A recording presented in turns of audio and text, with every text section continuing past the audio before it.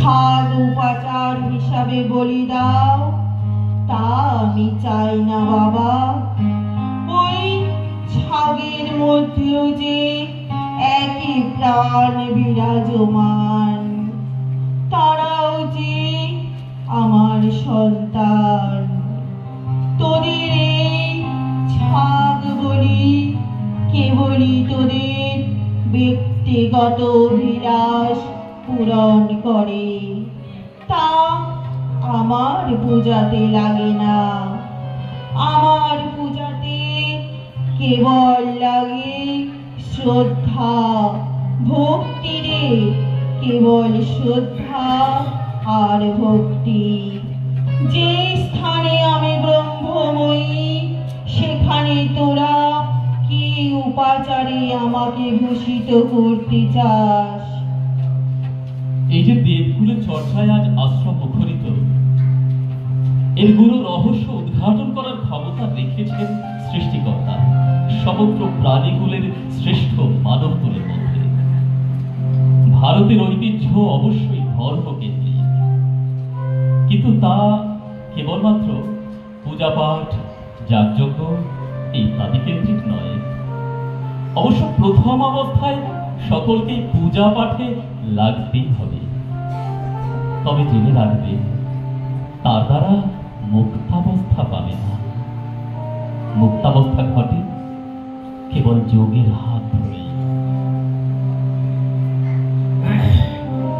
ধর্ম শব্দটার মধ্যে আমরা কোন চিন্তাটা রাখি না।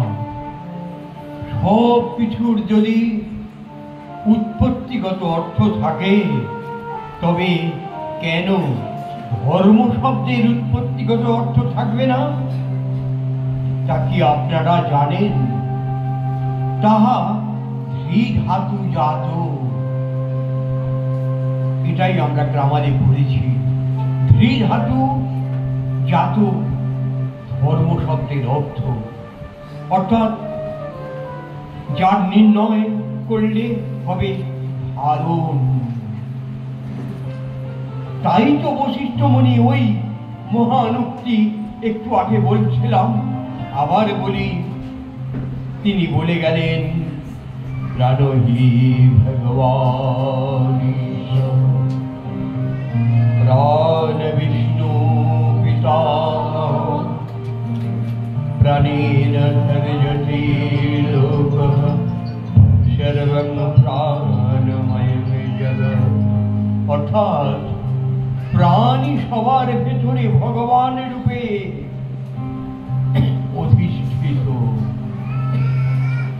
তাই দেখবেন ভগবানের আলাদা করে কোনো পূজা হয় না। দেব দেবীদের বা দেবতাদের পূজা হয়, কিন্তু ভগবান পূজা কারোর বাড়িতে শুনেছেন? কেননা তিনি তো স্বয়ং প্রাণ, তিনি ভগবান। আর সেই প্রাণ ও দেবদেবীর মধ্যেও এক।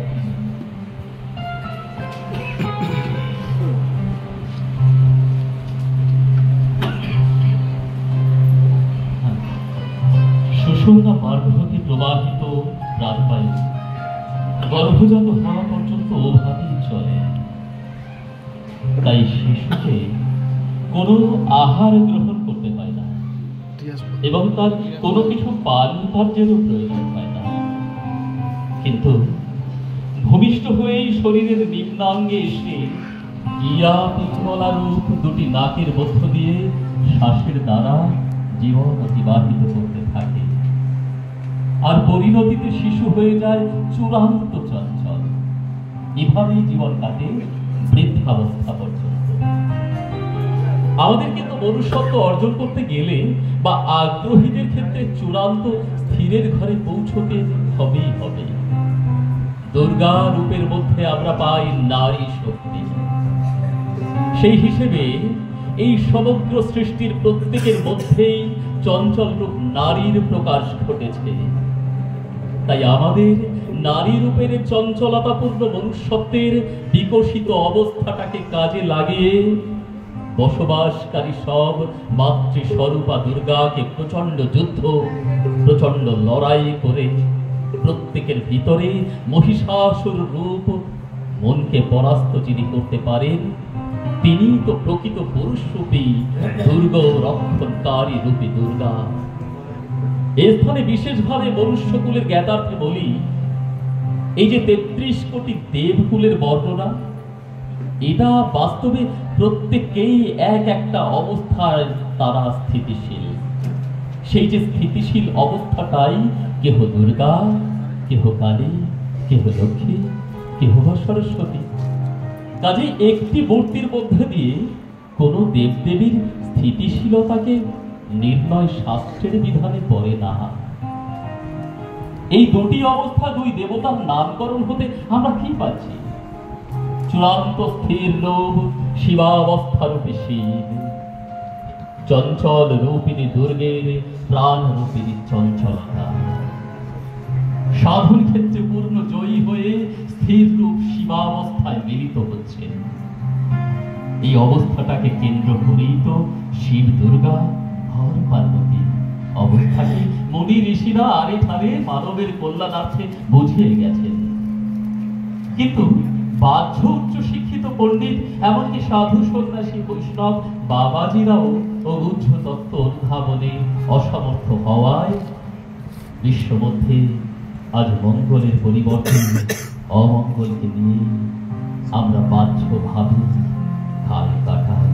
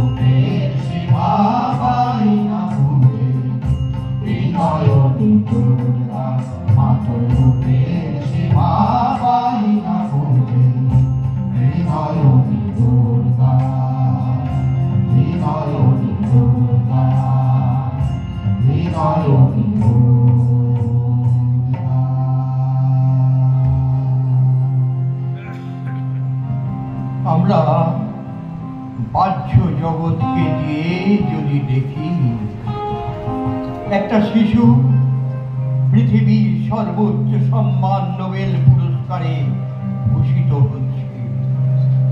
সে যে কত স্তরে উন্নীত হতে হতে সর্বোচ্চ সম্মানে তবেই তো উন্নীত হয়।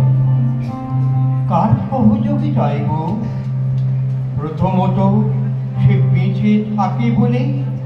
কার সাহায্যে? সেই প্রাণীর সাহায্যে। অতএব এখানেই ৩৩ কোটি দেবকুলের কথা আমরা যে শুনে আসছি, যোগের নির্ণয়ে ৩৩ সংখ্যাকে ৬ ধরার কথা আমার ব্রহ্মগুরুদেব বুঝিয়ে গেছেন। অর্থাৎ আমাদের প্রত্যেকের শরীরে ছোট চক্র পথ ধরেই বাহ্য ও গুচ্ছ উন্নতিতে সফলতা ওই একই পথ দিয়ে উন্নীত হয়। তাই তো দেখা যায় আমাদের দেশের মহান পুরুষগণ বাহ্য জগতের প্রাথমিক বিদ্যালয় হতে উন্নীত না হয়েও উচ্চ শিক্ষা বলে ষড়চক্রের মাধ্যমে করায়ত্ত করে বাহ্য জগৎকে পরাস্ত তারা এভাবেই করেছে। তাদের নাম যথাক্রমে ঠাকুর শ্রী রামকৃষ্ণ, বামদেব, তৈলঙ্গ স্বামী ইত্যাদিরা। তারা স্কুলের গণ্ডিও পার হননি। তাই শ্রীরামকৃষ্ণ এত শিক্ষা দান করতেন। আমাদের শাস্ত্র গ্রন্থ তো আমরা পড়ি না, আমরা বুঝি না, আমরা ভাবি না শাস্ত্রে কি বলেছেন। দেহস্থা সর্ববিদ্যাশ্চ দেহস্থা সর্বদেবতা দেহস্থা সর্বতীর্থানি গুরুবাক্যেন লভ্যতে। এই সমস্ত তত্ত্ব গুরু বাক্যের দ্বারা একমাত্র জানা যায়। সে গুরু অবশ্যই যোগী গুরু হতেই হবে। দেহতে নিয়েই আমরা, দেহের মধ্যে নিয়েই আমরা বিদ্যাকে নেমে আসি। বিদ্যা মানে ওই বই পুস্তকের বিদ্যা নয়। যে বিদ্যা আত্মসাধন করলে, প্রাণীর সাধন করলে সেই বিদ্যা অর্জন হয়। সেই বিদ্যা অর্জন করেই প্রত্যেকেই মহাত্মারা সেই বিদ্যার দখলটার যে তেজ, তার যে মহিমা, সেটা প্রকাশ করে গেছেন। বাহ্য জগতের বিদ্বানরা অধিকাংশ ক্ষেত্রেই অতি দুষ্কর্ম করে থাকেন, কিন্তু যারা মহাত্মা, যারা প্রাণকে সম্যক রূপে হৃদয়ঙ্গম করেছেন, তারা জানেন যে প্রাণীর বা আত্মার কি মহান অবস্থা আমাদের প্রত্যেকের মধ্যে বিরাজ করছে। কিন্তু সেদিকে কারোর খেয়াল নেই। প্রাণ যে ভগবান, এই দিকে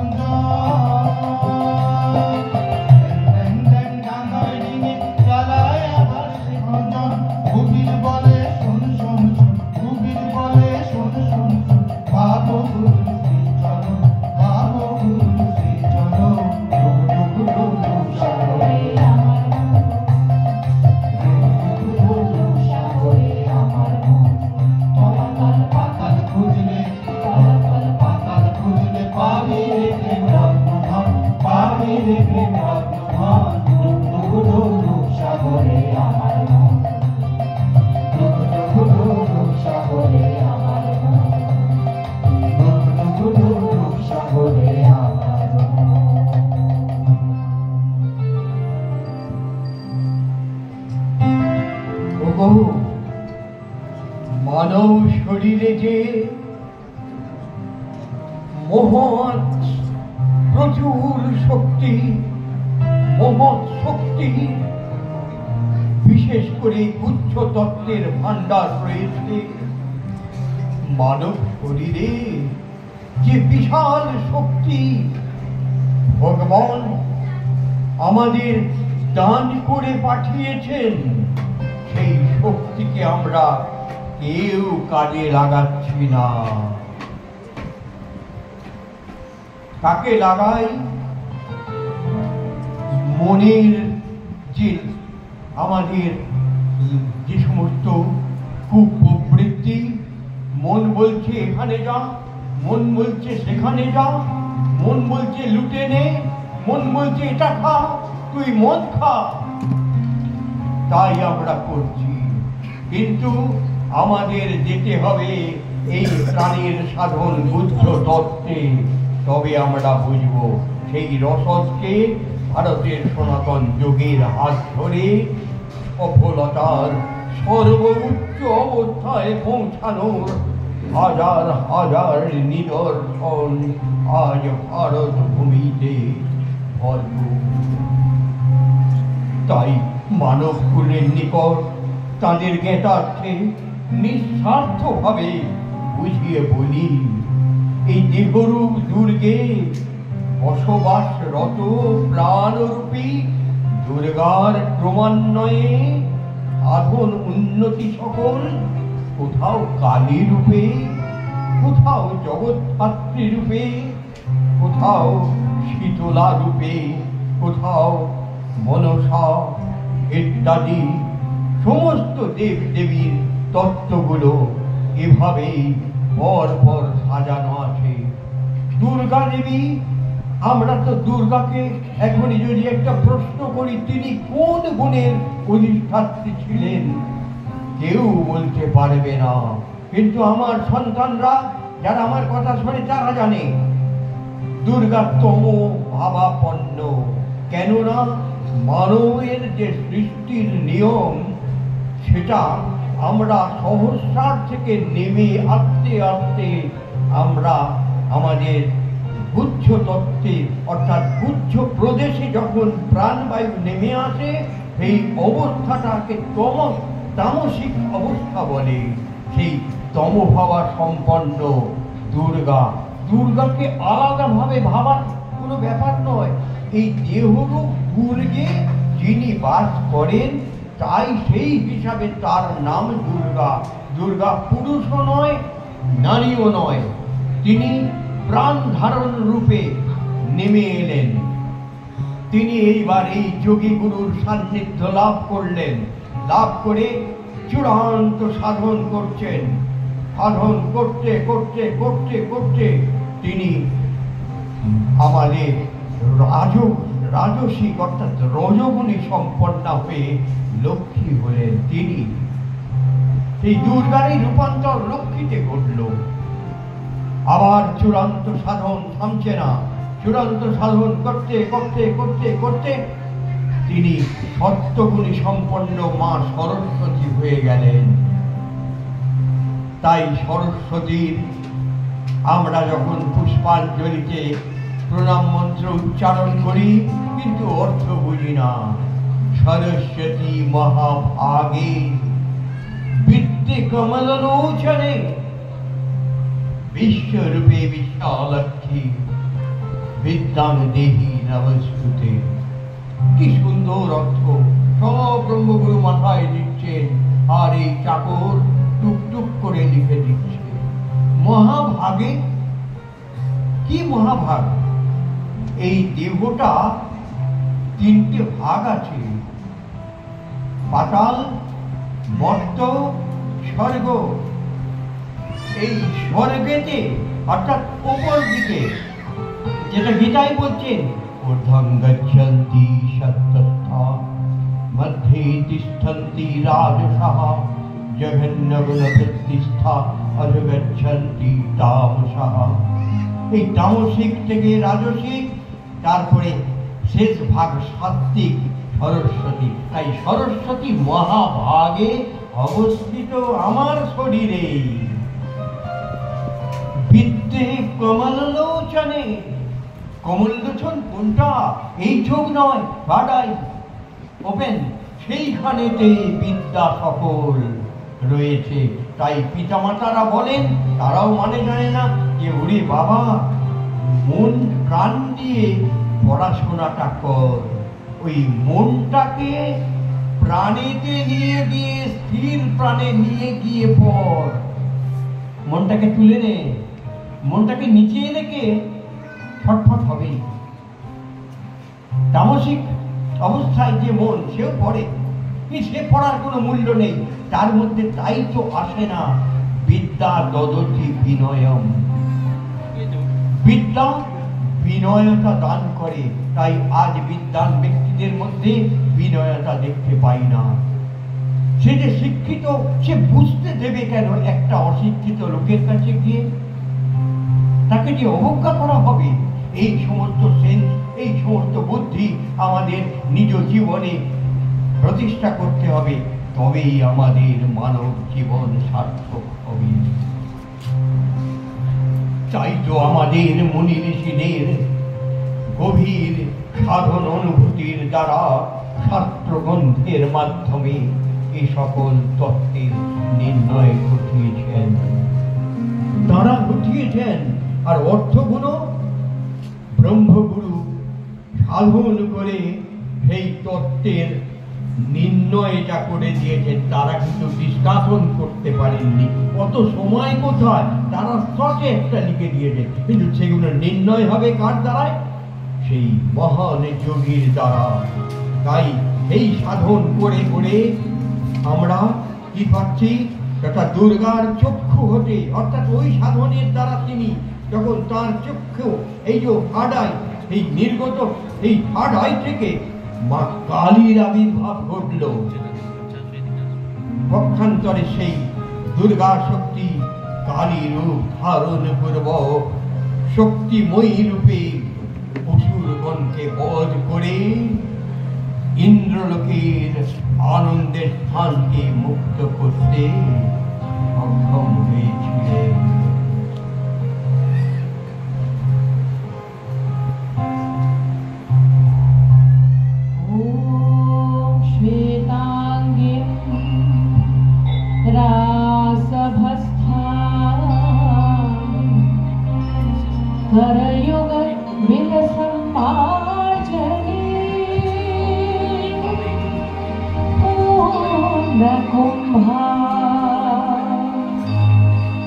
मार्जन्या पूर्ण कुंभार अमृतमय जलम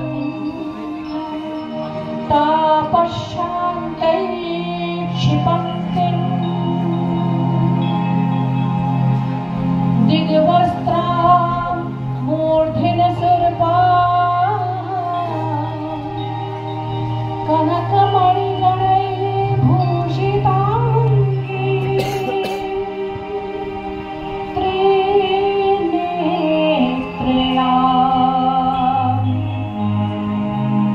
विस्फोटादयुग्रतापप्रशमनकरणीं शीतलां तां भजामि। शीतलां तां भजामि।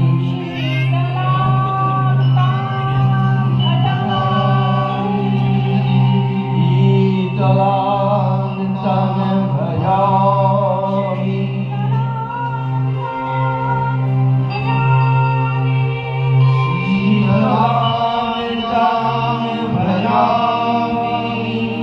शीतलां तां भजामि।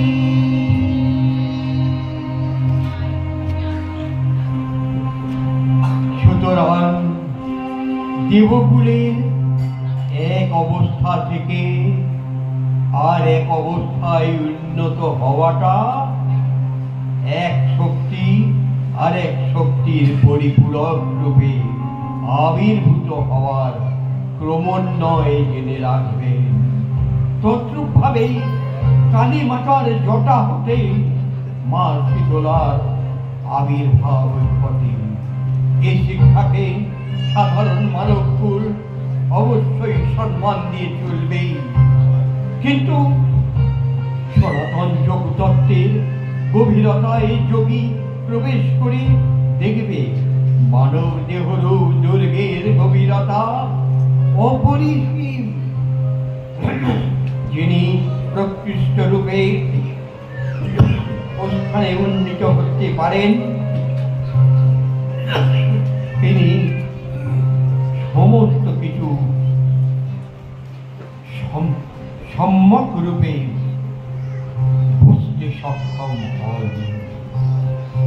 ওম নমামি শীতলাম দেবীম রাসভস্থাম দিগম্বরীম মার্জনী কলশোপেতাম শূরপালঙ্কৃতমস্তকাম শীতলেকং জগন্মাতা শীতলেকং জগৎপিতা শীতলেকং জগদ্ধাত্রী শীতলায় নমো নমঃ। শীতলেকং জগন্মাতা শীতলেকং জগৎপিতা শীতলেকং জগদ্ধাত্রী শীতলায় নমো নমঃ।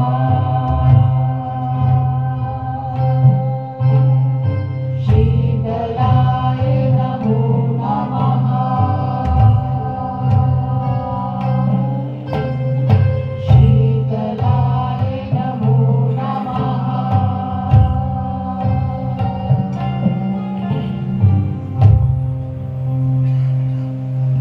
যে বা যার জীবন শীতলা মাতার সশরীরে দর্শনের দ্বারা জীবন এক নতুন জীবনে প্রত্যাবর্তন ঘটে, পূর্ণ গৃহ জীবন ঘটে, শীতলা মাতার সঙ্গে সম্পৃক্ত হয়ে। অথচ যিনি ছিলেন পিতা মাতার 7 সন্তান মধ্যে জ্যেষ্ঠ সন্তান অধিকারিণী, তাই তাঁর পিতা মাতা সহ আত্মীয় পরিজনের ভালোবাসার নয়নের মণিরূপে পিতার দারিদ্রতাপূর্ণ সংসার হলেও কাল কাটাতেন বিদ্যার্জনের মধ্য দিয়ে।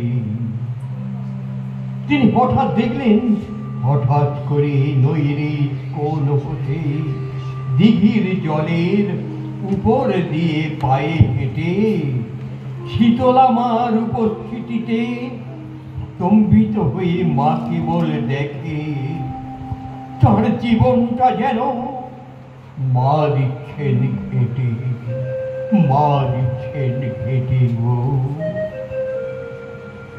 মায়ের সম্মুখে দণ্ডায়মান দেখে মা ভাবাবেশে জিজ্ঞাসা করে, তুমি কে গো মা? আরে আমায় তুই চিনতে পারছিস না? আমি যে তোর হাত হতে পূজা নেয়ার জন্য যে সময়, যে ক্ষণ, যে মুহূর্তটার অপেক্ষায় ছিলাম, সেই মাহেন্দ্রক্ষণে তোর নিকট আমি মহান যোগী রূপে মা শীতলা রূপে উপস্থিত। জেনে রাখবি, সৃষ্টির নিয়মে সব দেবগুলি সেই দেহরূপ দুর্গ হতে সাধনে প্রতিষ্ঠিত হয়। তাই আমরা অর্থাৎ দেবকুলরা একে অপরের পরিপূরক, একই শক্তিতেই গাথা। সে কি মা, আমি কি করে তোমার পূজা করব? আমার জীবন তো অতি কষ্টের। তোমায় কি করে নৈবেদ্য দেব পূজা কার্যে? করে? না রে না, তোর জীবন আজ যত কষ্টের মধ্যে দিয়েই চলুক না কেন, তোর মতো সুকৃতি সম্পন্না প্রকৃত মাতৃস্বরূপিণী ভক্তকেই তো আমার চাই রে। জেনে রাখবি, দেবদেবীর পূজাতে কেবল লাগে শ্রদ্ধা, ভক্তি আর বিশ্বাস। তুই যদি শ্রদ্ধা ভরে এক গ্লাস জল তুলসী দিয়ে আমায় পূজা করিস, তাতেই আমি সন্তুষ্ট হব। কিন্তু তোর হাতেই আমার পূজা চাই, এই তোকে বলে দিলাম, তোর হাতেই আমার পূজা চাই। কয়েকটা বছর তোর কষ্টের মধ্যে দিয়ে যাবে, অথচ ভেতর থেকে এক পবিত্র আনন্দ তোর হৃদয়কে পরিপূর্ণ করে রাখবে, জেনে রাখবি। আর ভবিষ্যৎ জীবন তোর স্বর্ণের ন্যায় উজ্জ্বল হয়ে কাটবে। বেশ মা,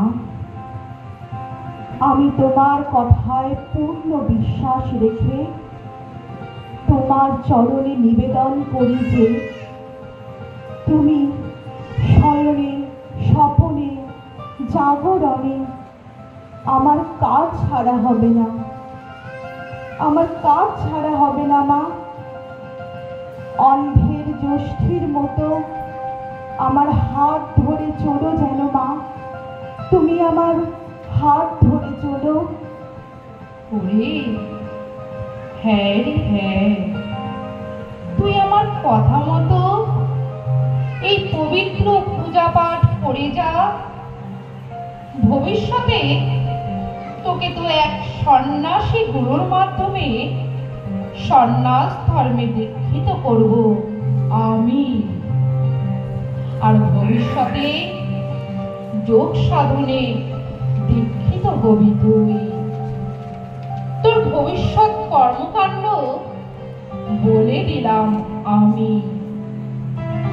আর তোকে পূর্ণভাবে সহযোগিতা করবার জন্য এক নিষ্ঠাবান ব্রাহ্মণ সন্তানকে এনে দেব আমি।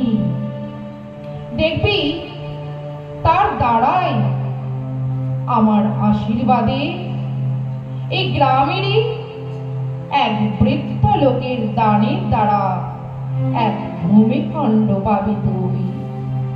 তার উপরে তোর পাকা মন্দির গড়ে উঠবে, তোর পাকা মন্দির গড়ে উঠবে, এই বলে দিলাম আমি। মা, মা, তুমি তো আমার জীবনকে এক স্বপ্নবৎ জীবনে পরিণত করতে চলেছ দেখছি মা, এক স্বপ্নবৎ জীবনে পরিণত করতে চলেছ দেখছি।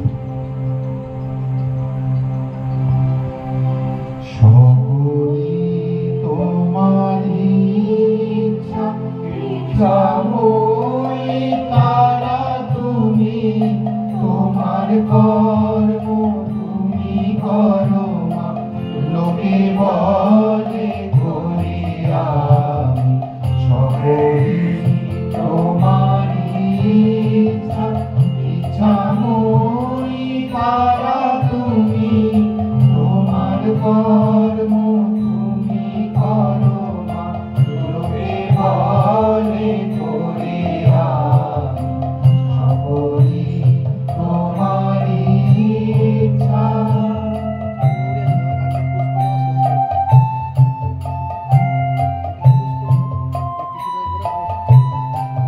বঙ্গে বদ্ধ করো করি অঙ্গুলি লঙ্ঘা দিলে,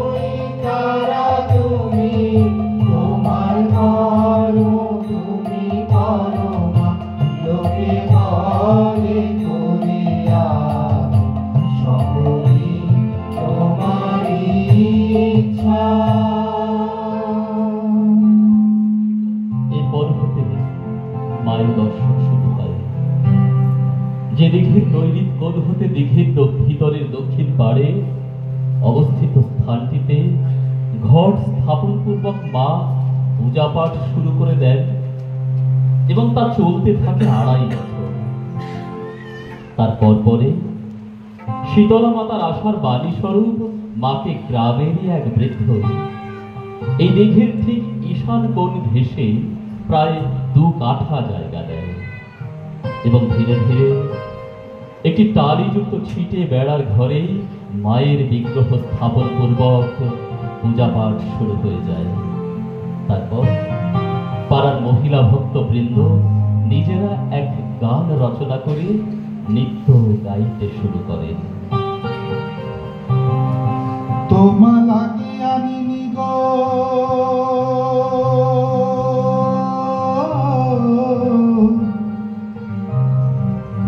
কোন ফুল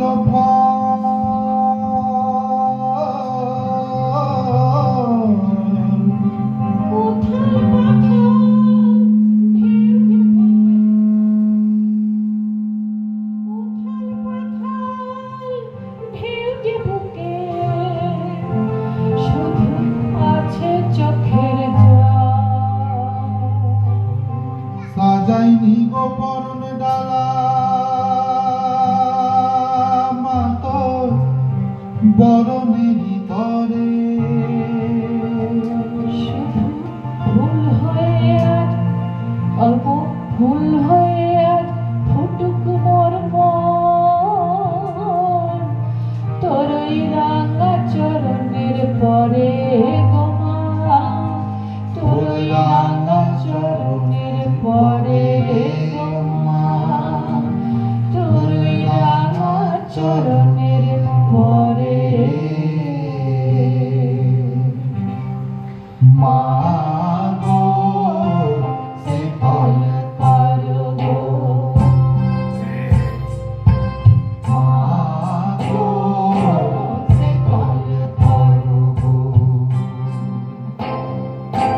সে কাল করো মোরান করো সে ফল করো গো মা গো সে ফল করো গো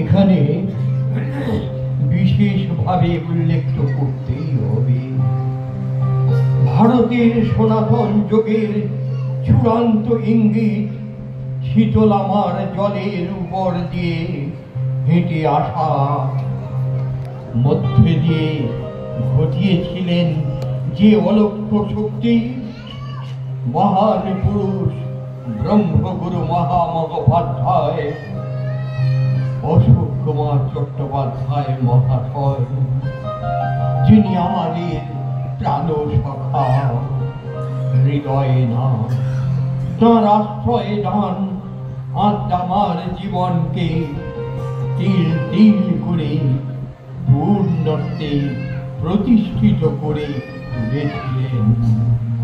তাকে বলার অপেক্ষা থাকতে পারে?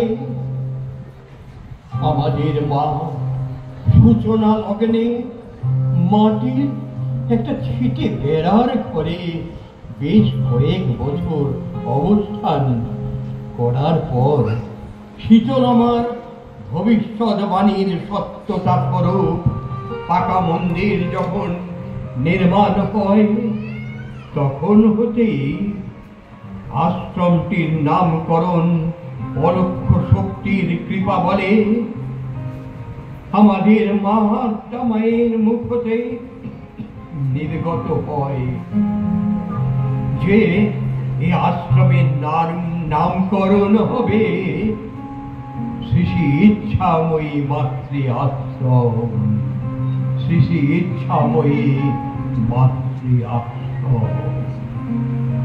এখানে বিশেষভাবে ভক্তবৃন্দের জ্ঞাতার্থে বলি, আমাদের যে দেবকুলের বিরাট হদিশ পাওয়া যায়, তন্মধ্যে ভগবান শিবের ভক্ত, শিবের মন্দির অন্য অন্যান্য দেবদেবীর তুলনায় বেশি মাত্রায় পরিলক্ষিত হয়। কেননা সামান্য দুগ্ধ গঙ্গা জলে স্নানেতে আর একটা বিল্লপত্র অর্পণেই যিনি খুশি হন, তার বিশেষ কারণ কি? শিব শব্দ যে সব শব্দজাত, যার সাধন ক্ষমতার বলে মৃতবৎ অবস্থা জীবদ্দশায় আনয়ন ঘটে।